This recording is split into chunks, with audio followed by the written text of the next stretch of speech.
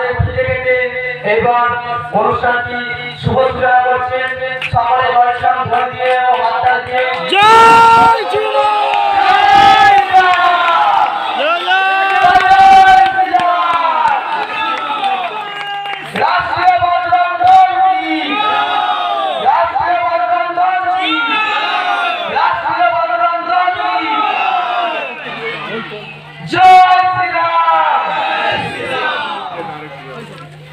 দাদা এই মুহূর্তে ভগবানকে প্রণাম করলেন এবং এবার দাদা আস্তে আস্তে মঞ্চে যাবেন। মঞ্চে গিয়ে দাদা কিছু কথা বলবেন।